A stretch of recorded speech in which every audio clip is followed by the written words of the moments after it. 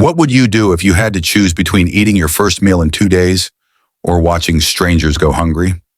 12-year-old Marcus made that choice, and what happened next changed everything, because sometimes the smallest act of kindness creates the biggest miracle. Marcus Thompson was 12 years old when he learned that life doesn't play fair. His mother, Sarah, worked 2 jobs just to keep the lights on: a cashier by day at the local grocery store and a cleaning lady by night at the hospital across town. Every morning, she'd kiss Marcus on the forehead and say, "Baby, I left you some money on the counter for dinner tonight. I won't be home until late." And Marcus would reply, trying to sound brave, "It's okay, Mama. I'll be fine." But Marcus knew the truth. That $5 bill on the counter wasn't just for dinner. It was all they had until his mother's next paycheck, in 3 days. Marcus hadn't eaten a proper meal in 2 days. His mother had been giving him her portions, pretending she'd already eaten at work. At school, his stomach would growl during class. He'd drink water from the fountain and watch other kids eat lunch, pretending he wasn't hungry. His teacher, Mrs. Henderson, noticed him looking pale one day. "Marcus, are you feeling all right, sweetheart?" she asked. Marcus forced a smile. "Yes, ma'am. Just tired." Pride. It's what kept Marcus from accepting the free lunch program at school. It's what kept him from telling anyone just how hard things really were. But today Marcus decided he couldn't wait any longer. His stomach was eating itself from the inside. He needed food.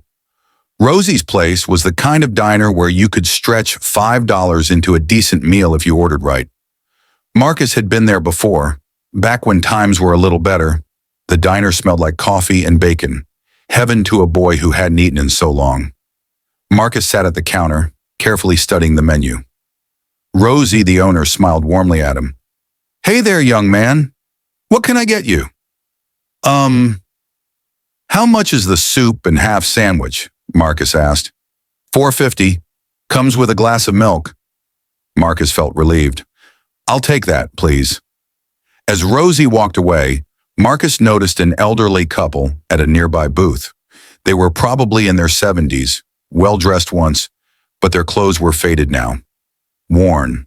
The man's hands shook as he held the menu. Marcus watched them whisper to each other, concern etched on their faces. The elderly man, Henry, said quietly to his wife, "Dorothy, we have enough for one meal. You take it." Dorothy shook her head. "Don't be ridiculous, Henry. You need to eat. Your diabetes—" "I'll be fine. I'll just have water," Henry insisted. When the waitress approached their table, Henry cleared his throat. Just one bowl of soup, please, and 2 glasses of water." The waitress nodded sympathetically and walked away. Marcus watched this exchange. He saw the shame in the old man's eyes, the sadness in the woman's face, and something inside him broke. Rosie had just placed his food on the counter: steaming soup, a thick sandwich, cold milk. This was supposed to be his meal, his first real food in days. Every cell in his body screamed for it, but all he could see was the empty table across from him. 2 elderly people, hungry and trying to hide it. Marcus stood up abruptly. "Excuse me, ma'am," he called to Rosie. "Yes, honey." His voice shook slightly. Could you give my food to that couple over there? The soup and sandwich?" The diner went quiet. Other patrons turned to look. Rosie looked confused. "Your food? But baby, what about you?" I realized I'm not that hungry. They need it more than me," Marcus said. It was a lie, of course. Marcus was starving. But some lies are more truthful than the truth. Rosie's eyes welled up with tears. She nodded slowly and whispered, "You're a good boy, Marcus Thompson." She carried the tray over to the elderly couple. "Folks, someone wanted you to have this." Dorothy was shocked. "What? But we didn't. That young man over there," Rosie said, nodding toward Marcus, "says you need it more than him." The couple looked at Marcus, who was now getting up to leave. Henry called out, his voice cracking, "Son, wait, please." Marcus stopped at the door. Dorothy had tears streaming down her face. Thank you so much. You have no idea. We haven't eaten in—" Her voice broke. Henry put his arm around her and asked, "What's your name, young man?" Marcus, sir. Marcus Thompson. Marcus, why would you do this? You look like you need a good meal yourself. Marcus shrugged, trying not to cry. My mama always says, when you have a choice between your comfort and someone else's dignity, you choose their dignity, every time. And with that, Marcus walked out of Rosie's diner, hungry, but somehow full. The walk home was the longest of Marcus's life. Each step felt heavier than the last. His vision blurred at the edges. He stopped and leaned against a building, sliding down to sit. He sat there for a long time, wondering if he'd made the right choice, wondering how he'd explain to his mother that he'd given away their last $5. He remembered when he was younger, his mother teaching him to share his toys. Baby, the more you give, the more you get. Maybe not right away, maybe not in the same form, but kindness always comes back around. So Marcus went home, drank water to fill his stomach, and went to bed hungry. That night, as he lay in bed unable to sleep, he didn't regret it, because he kept seeing the look on that old woman's face, the gratitude, the relief, and somehow that was enough. The next morning started like any other. Sarah had already left for work. Marcus got ready for school, drinking water in the kitchen and trying to ignore his hunger. Then came a knock at the door. They rarely got visitors. Marcus approached cautiously. "Who is it?" he called out.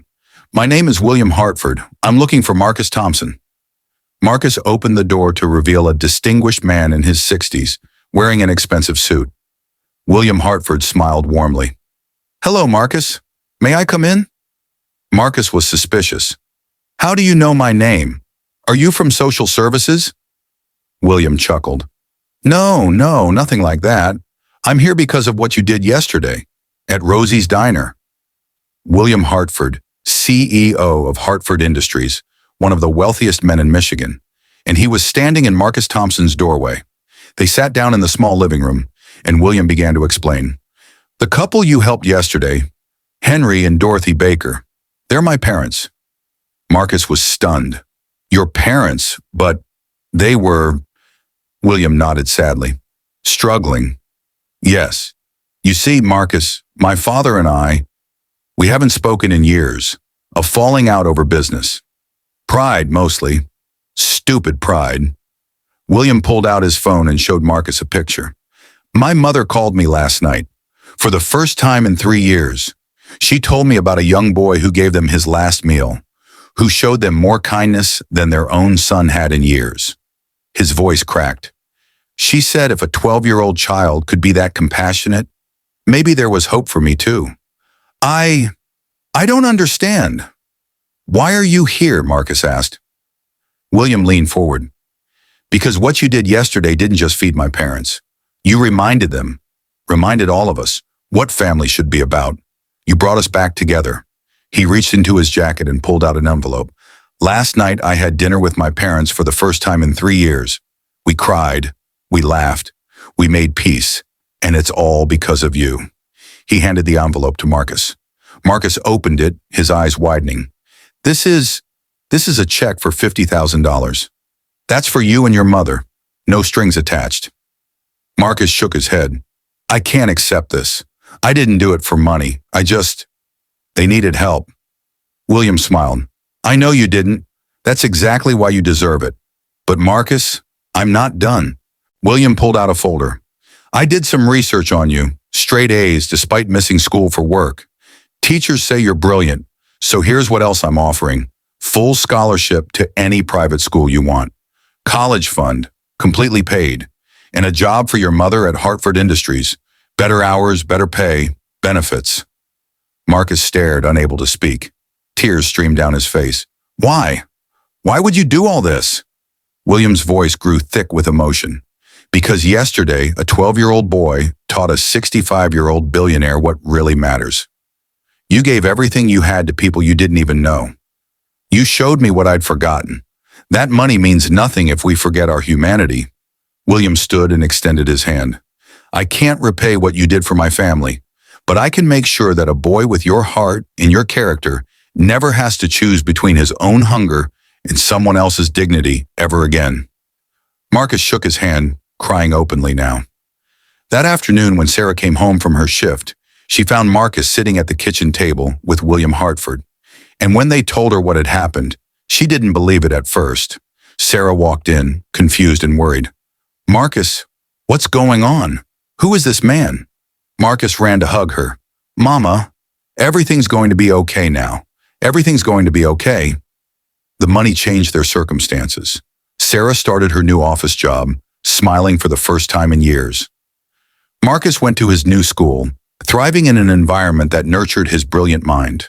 They moved to a modest but comfortable apartment. But more than that, Marcus and Sarah began volunteering at a food bank together, giving back to others who were struggling just like they had. They even had family dinners with the Hartfords, William, Henry, and Dorothy, who had become like extended family. The money changed their circumstances. But Marcus was already who he needed to be. 5 years later, Marcus stood at a podium at a charity event. Now 17, confident and articulate, he addressed a room full of donors and supporters. "People ask me all the time, 'Don't you regret giving away that meal?' And I tell them no, because that meal taught me something worth more than $50,000. It taught me that who we are isn't determined by what we have. It's determined by what we do when we have nothing left to give." The crowd applauded. William Hartford sat in the audience, nodding with pride. Henry and Dorothy were there too, holding hands. Marcus continued, "Today, the Hartford Thompson Foundation provides meals to over 10,000 families a year. We give scholarships to students who need them. We help people who fall through the cracks. And we do it because one meal, one small act of kindness, changed all of our lives. So I challenge everyone watching this. Look for your moment. Find someone who needs what you have, even if you don't have much. Because you never know. Your next act of kindness might just change the world." Marcus Thompson learned something that day in Rosie's Diner that most people never learn. That the size of our hearts isn't measured by what we keep, but by what we give away. If this story touched your heart, please like, subscribe, and share it with someone who needs to hear it today. And remember, you don't need to be a millionaire to make $1 million difference.